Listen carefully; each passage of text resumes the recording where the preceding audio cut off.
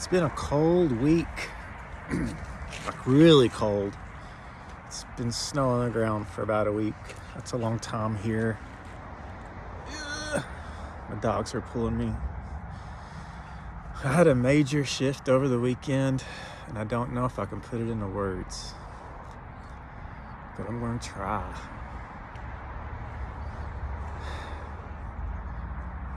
So, Mark's a seeker. Mark's always been a seeker. Mark always seeks to do better, find a way to be happier, find a way to just improve in areas where he feels cause him more issues when he reacts certain ways. Many different issues that he can name that he says are issues.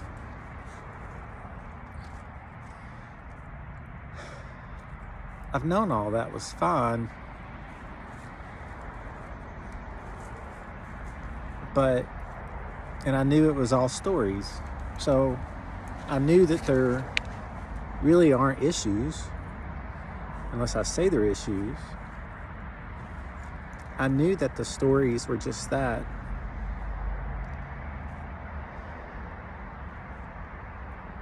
I think where that got me to a point where I thought the stories needed to drop, and doing anything with the stories was a problem. At the same time, I think I still knew that the stories were natural and that I would still fall in and out of them,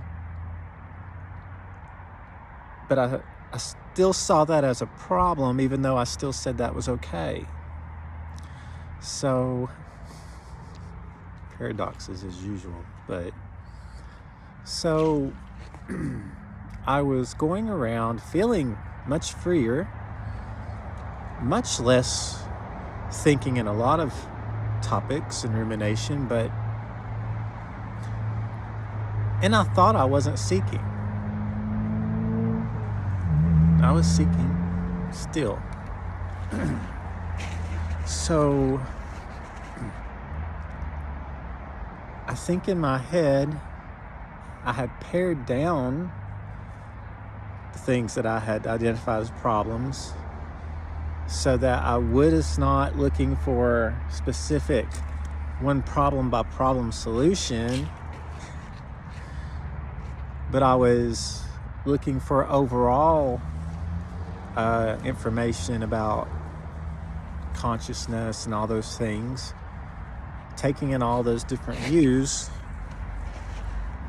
still hoping that those problems or areas that Mark felt like needed to be worked, that Mark would no longer think they needed to be worked on. Or, because they would not be there anymore. So I think that I still was not accepting all of them. I was saying I was a little more okay.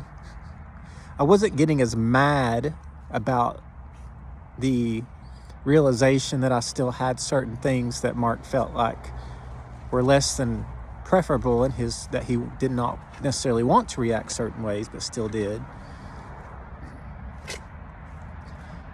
But I think, and he thought that was accepting them, but he was still trying, quote unquote, trying to get rid of them one way or another, or expecting them to resolve.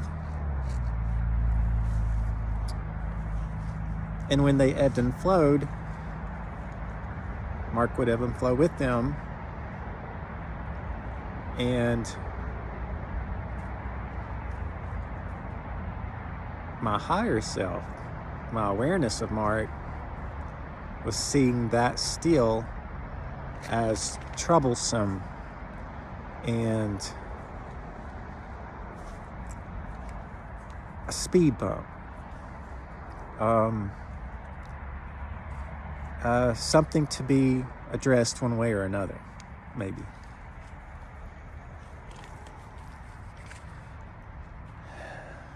This weekend,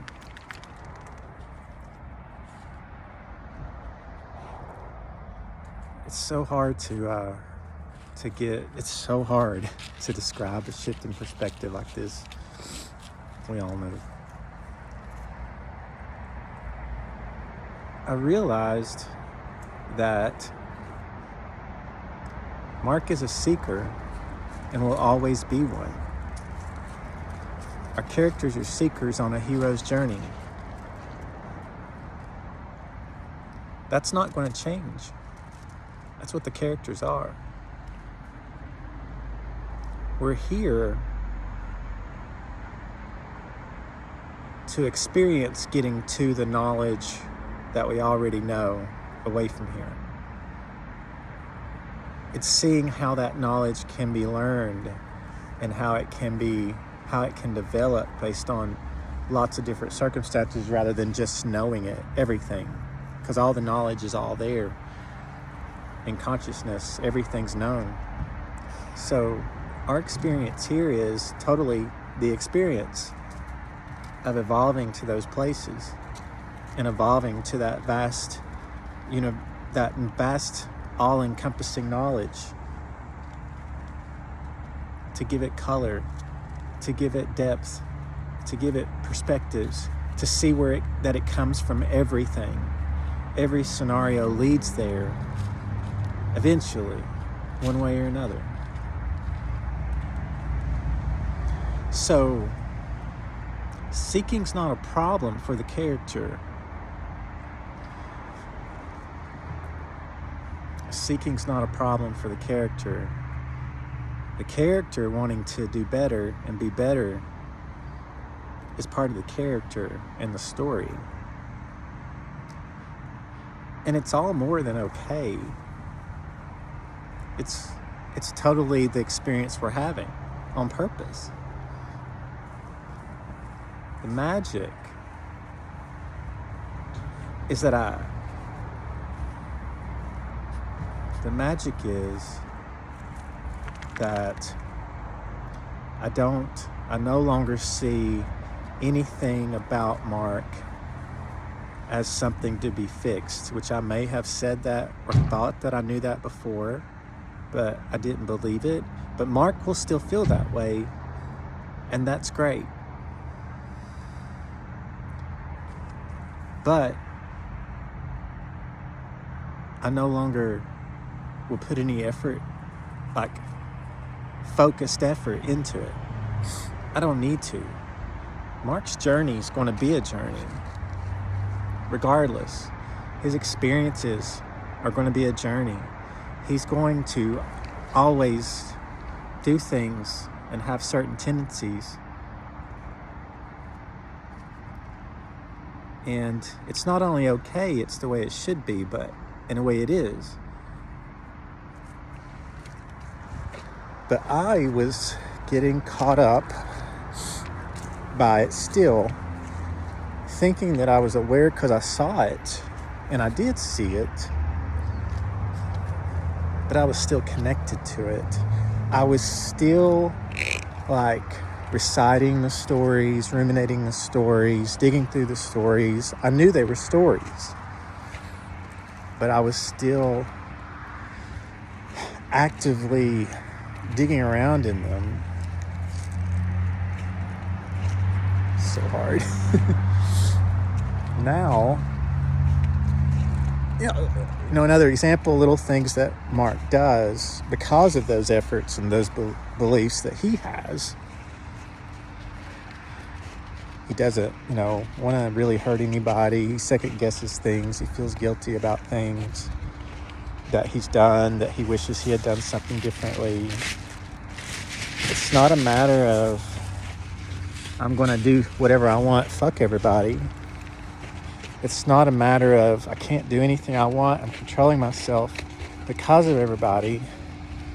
It's just a matter of Mark just doing the best he can with what he's got.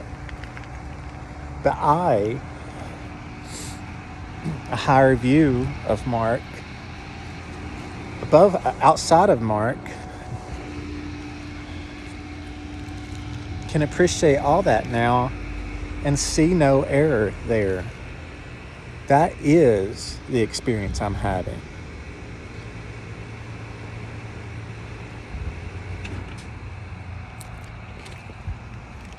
And now I can just get up. I can just sorry.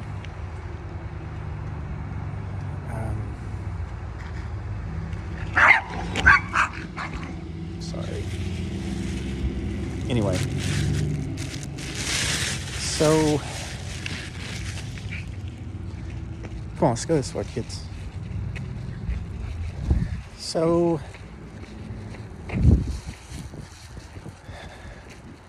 over the weekend, I went through all of my beliefs and descriptions of Mark, all the things he thinks, all of the things that he goes over in his head, in his thoughts.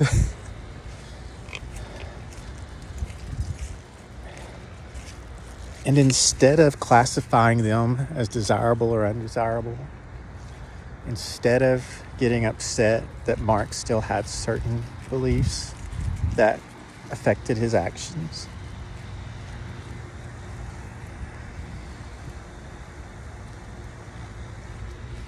I simultaneously was able to accept and love them all and be proud of them.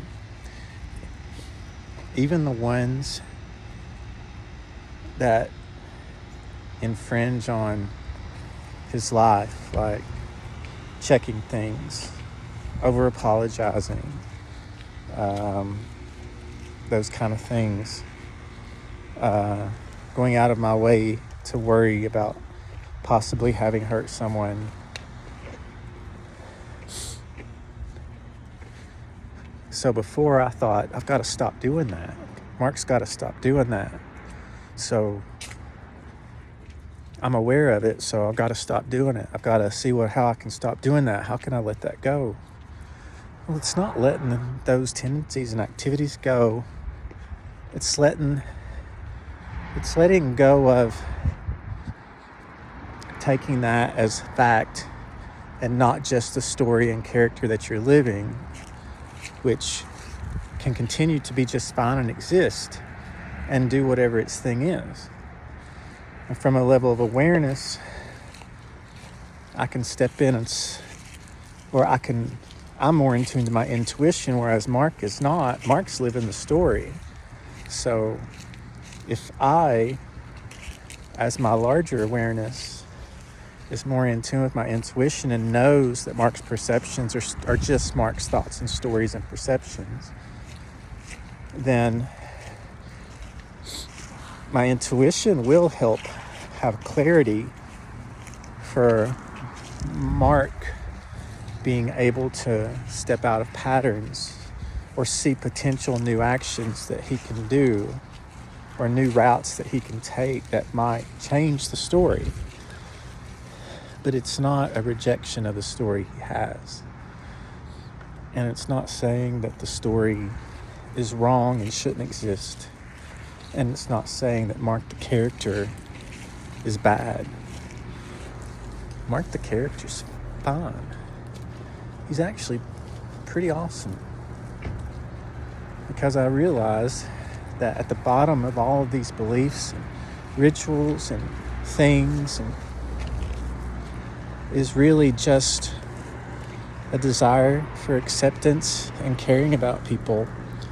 And really that's all of us.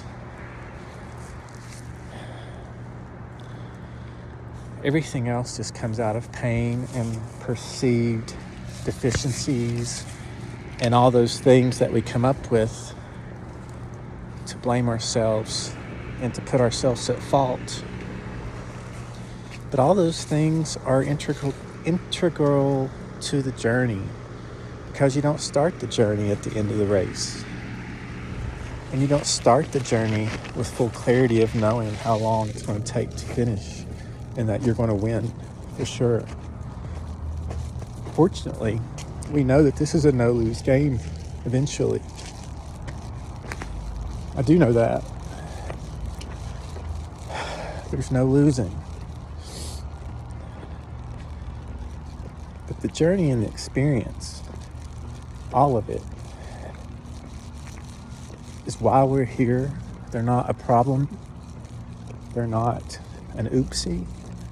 They're not a misunderstanding. They're not a confusion.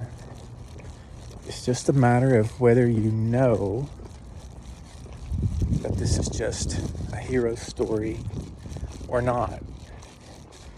Because when you do, you can stop the big thing that happens when we get caught up in the story in our head and it goes in circles, which it always does. Awareness brings clarity and intuition so that circling in the mind doesn't cloud everything up. The journey's fun. It's getting lost in thought and getting lost in it and forgetting the perspectives and getting lost in those granular details and deciding that they're wrong and deciding that or deciding what I did, that all the stories are wrong, so I've got to make them go away. They're not going to go away. They don't. There would be no journey. There would be no existence here. We're here for the stories.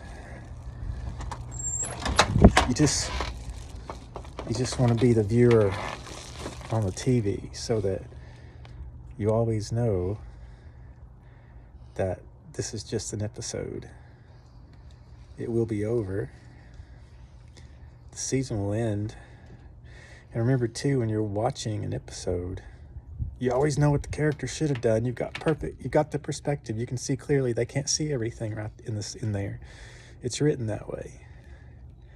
But when you're watching the story, you're like, oh wait, he should have done that because I'm aware and I've seen all the circumstances. This would have been the best thing.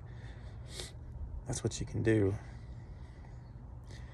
That's the most I can do right now with words, and it was not great, but I'm going to post it anyway.